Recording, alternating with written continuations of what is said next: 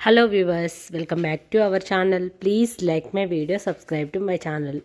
సంవత్సరం అంతా మామిడికాయలని మన కుకింగ్లోకి వాడుకోవాలంటే మామిడికాయలని ఇలా చేసి చూడండి.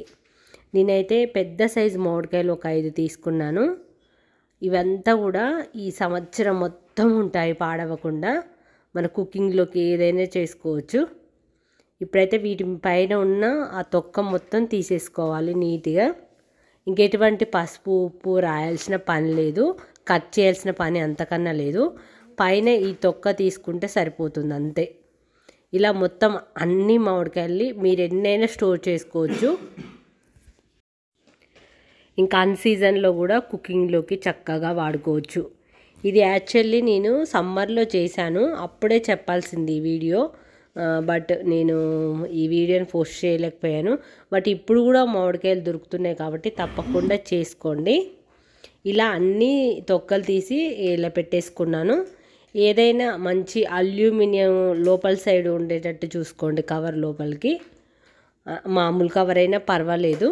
ఇలా ఓట్స్వి ఉంటాయి కదా, ఓట్స్ ప్యాకెట్ కవర్స్ ఏవైతే ఉంటాయో అవైతే ఇంకా బెస్ట్ అని చెప్పుకోవచ్చు. ఓట్స్ కానీ కెలాక్స్ మనము బయట తీసుకుంటాం కదా, అలాంటి కవర్స్లో పెట్టుకున్నాం అనుకో చాలా చక్కగా నిల్వ ఉంటాయి. అయినా మామూలు కవర్లో కూడా ఉంటాయి, చెప్తున్నాను నేను. ఇలా నేను ఓట్స్ కవర్ ఉంటుంది కదా, దీంట్లో అయితే నాకు 5 పట్టాయి, ఇందులో వేసుకున్నాను చక్కగా. కేలాక్స్ అయితే ఇంకా పెద్దగా ఉంటుంది కదా కవరు, అందులో కూడా వేసుకోవచ్చు. మామూలు కవర్లో కూడా స్టోర్ చేసుకోవచ్చు. ఇలా చేసుకొని వీటి లోపలికి ఎటువంటి మళ్ళీ గాలి వెళ్ళకుండా ఏదైనా టైట్గా దీన్ని కట్టేసుకోవాలి. ఇలా అయితే 5 నేను పట్టే విధంగా అయితే సెట్ చేసుకున్నాను. సింపుల్ అండి, ఇది ఏం లేదు. ఇంకా దాన్ని గాలి పోకుండా దానికి ఒక రబ్బర్తోని లేదంటే ఏదైనా థ్రెడ్తో క్లోజ్ చేసుకొని ఇంకా డీప్ ఫ్రిడ్జ్లో పెట్టుకోవడమే.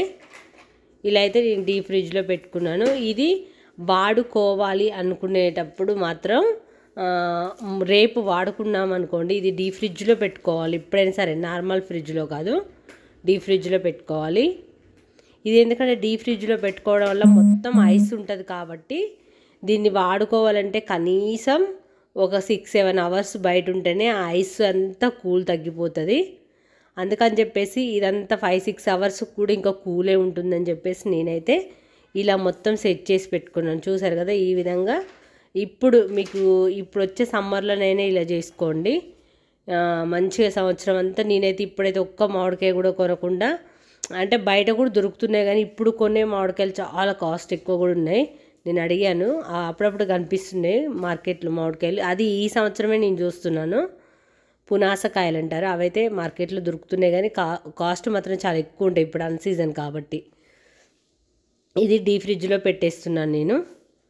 డీప్ ఫ్రిడ్జ్లో పెట్టేసి ఇంకా వాడుకోవాలనుకునే ముందు చూడండి ఎంత ఐస్ ఉంటుందో. ఇది చాలా అంటే మొత్తం ఐస్ అయిపోయింది మొత్తం కూడా.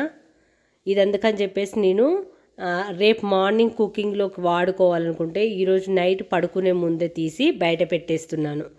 ఎందుకంటే డీప్ ఫ్రిడ్జ్లో ఉంది కాబట్టి, ఫ్రీజర్లో ఉంది కాబట్టి మొత్తం ఐస్, అసలు దాన్ని టచ్ కూడా చేయలేము, అంత కూల్ ఉంటుంది. పొద్దున్నే మన హడావిడిగా పిల్లలకి బాక్సులోకి వాడుకోవాలంటే అప్పటికప్పటికి అది కూల్ తగ్గదు కదా, అస్సలు బాగోదు. కూల్ని వెంటనే హీట్ చేసామనుకో అది అస్సలు మంచిది కాదు ఫుడ్ అనేది అలా వండుకోవడం. నైట్ పడుకునే 10 o'clockకి తీసి నేను బయట పెట్టాను. రేపు ఒకవేళ నేను మామిడికాయ పప్పు లేదంటే ఇంకేదైనా మనం ఫుడ్లోకి వాడుకుంటాం కదా, చూడండి. ఇది ఎర్లీ మార్నింగ్ 7కి ఇలా మొత్తం. కొంచెం గట్టిగా అయితే ఉండదు, డీప్ ఫ్రిడ్జ్లోంచి తీసాం కాబట్టి కొంచెం మెత్తగానే అవుతుంది అది కూల్ మొత్తం తగ్గినాక. అంటే అప్పటికప్పుడు చెట్టు మీద తెచ్చిన మామిడికాయలేమో గట్టిగా ఉంటాయి, తురుమడానికైనా కోయడానికైనా. ఇవి అంత గట్టిగా ఉండవు, ఎందుకంటే ఫ్రీజర్లో దాదాపు ఇప్పుడు 6 months అప్పటి నుంచి ఫ్రీజర్లోనే ఉండేది.